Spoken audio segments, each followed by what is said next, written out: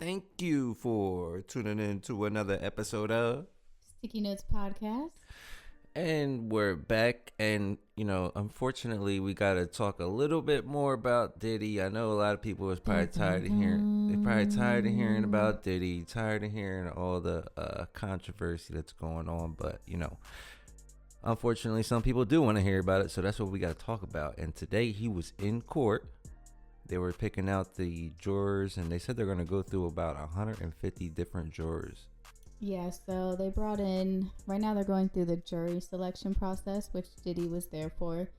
They brought in each juror one by one, and the judge was just asking them questions, really grilling them on, I guess, a previous questionnaire that they had to take. And pretty much all of the jurors admitted that they had seen the video of him attacking Cassie. They've seen stuff online in the media. One juror admitted to liking a video that was related to the baby oil situation with Diddy. See? Gotta let him out. This should take about 3 days. And then once they select the juries, the trial can begin. And you said it's supposed to take a couple months. A couple months? Did you say 2 months? I don't know how long it's going to take. What you mean? I could have sworn you said it was going to take 2 months. Well, I don't know. They're going to go through 150 people in the next 3 days, huh? Yeah, they spend just the whole day bringing in each juror one by one. Doesn't matter what color they are. So who gets to pick the jurors? I believe each team will be able to pick jurors. That's usually how it's done. Oh, okay. So nothing really happened today. I guess they went through some of the jurors, and they said when he came in, he gave his defense, his attorneys a hug or whatever. Yeah, he wasn't wearing his jail clothes. He had a sweater on, a blue sweater, and he, got to shape up, a lineup. Okay. All right. And he told the judge that he was feeling very nervous, so it might be starting to hit him that I think he thought that he was going to get bail, and I don't think it's really hit him yet how serious this is. And so maybe, having the jurors come in and everything is making it more real for him. I wondered, did it say anything about his family members being in there? I didn't read anything about that, but what's interesting is the jurors were given a list of people and places related to the defendant in some way, including Hollywood and the music industry, and some of these celebrities are Michael B. Jordan, Kid Cudi, Michelle Williams, Mike Myers, and others that might be brought up during the trial. Mike Myers as in Austin Powers? Yeah. Oh my goodness. What does Mike Myers have anything to do with this? And why would they tell him? Why would they tell him the people that they're going to be talking about? Is it to? Why would they tell him that? I have no idea. These people all have seen probably all the footage that's going around of Diddy. Yeah, the jurors they admitted it because they were questioned. Yeah, they all seen. It's impossible. And one juror said that she liked something, so I'm guessing she's out of the picture. She's out. It's gonna be very interesting. This was their private sex life. Yeah, they're gonna, with the whole Cassie thing, they're gonna try to make it seem like it was consent, like she was totally consenting with threesomes and everything. I'm sure in some of the footage it probably does appear that way. If she's drugged, I mean, how can she put up a fight? Yeah. And then once you're in it for so long and you feel like there's no way out, it's not consenting, it's coercion. Because she knows she doesn't have a choice, and if she tries to fight, she's gonna get beat or locked in a room for days. Who knows? Oh man. All right, so tomorrow he's going back to court, or what is it? Yeah, so for the next 2 to 3 days, each day in court, they're going to be going over the juries, and then once they pick the ones that they want, the trial can move forward. Okay. What's up with Durk? I see you pulled Durk up. Yeah, so he was hit with new charges. He was hit with stalking charges. Stalking? Yeah. Who's he stalking? He's in jail. These are new charges. What? Yep. Come on now. Now they're just throwing stuff at the wall and hoping something sticks. He's facing a new stalking charge resulting in the death in his murder for hire case. Mm-hmm. They are saying... stalking? Who's he stalking? Well, on May 1st, he was hit with a superseding indictment. apparently the new charge alleges that the rapper ensured the August 2022 killing of Lil Pap. Yes, a relative of the rival rapper Quando Rondo. I think that was his cousin, right? Yes. I guess they put stalking charges on that, like they were stalking them. Oh, so they just added another charge. Yeah. Lil Durk was on a jet. You know. Even if he didn't pull the trigger, if he's the one that orchestrated it, I mean, he orchestrated they used his cars. He said, they rented the cars that they used for the killing in his name. He told him not to do it. It doesn't matter. Why do they have access to his credit cards then? Because they're part Explain that. Because they're part of only the family. Then that's his fault. You gotta be smarter than that. Now the gentleman that did go and get the cars and stuff or whatever, he did all that. Yeah, that guy's gonna go down. But Lil Durk ain't know nothing was going on. He like, man. He knew. Come on. Free Durk. Anyway, we saw the movie Sinners over the weekend. Yeah, that was a great movie. You think so? Pick poor Robin Queen. There was mixed feelings on that, you know. I thought it was great. I want to go see it again. Yeah, and the guy on the Truth Is podcast was saying how, you know, it's all conspiracy about, you know, the devil worshiping, stuff like that.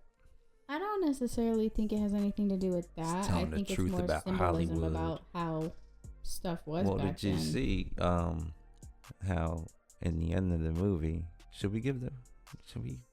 Okay, we'll give you a spoiler alert. If you haven't seen the movie, then just don't listen. Yeah, you haven't heard the movie. You haven't seen the movie. Just cut it off right here. But yeah. So at the end of the movie, when he rips that thing off his neck.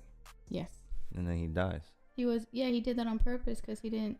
That thing that he was wearing that Annie gave him, keeping him safe and his brother safe. Yeah. When he took that off, he wasn't safe anymore. Yeah. So they're saying that's witchcraft. Yeah, I mean, I do believe Well, the gentleman was saying that Hollywood is trying to make people think that witchcraft is good witchcraft. So yeah, that's why they made a whole movie. They made a whole movie about how it kept him safe up until when he took it off and then he died. I don't think that's what the whole movie was about. I think the whole movie that's how the movie. How times were back then, like the two Chinese characters, like back then when things were segregated, the Chinese people down south were the only ones that would let blacks in their shops and buy from them.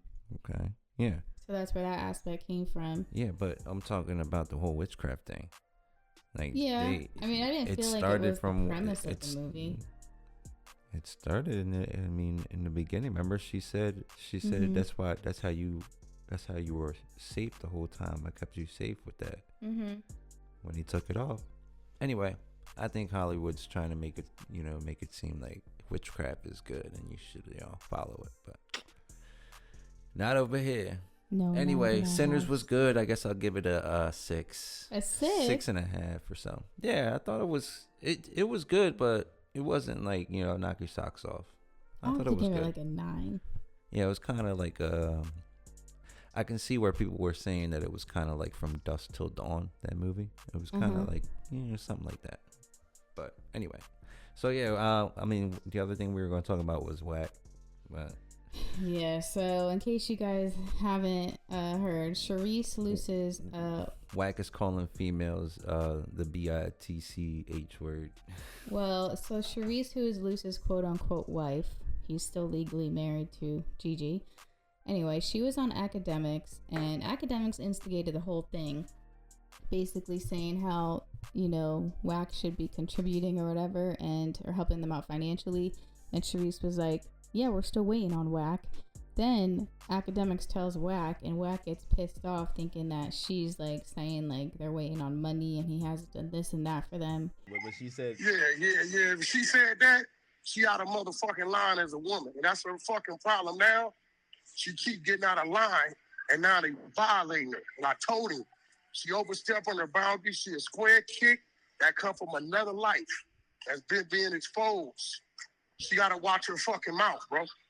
No, but at the same time, she didn't downplay it at all. She could have said things differently. She felt, she was walking right along there with academics. When academics was like questioning her or whatever, she was going right along with it. She could have said things better, so I don't feel bad for her at all. I don't feel bad for her at all. Her and Luce are so still obsessed with the fame and the clout and money.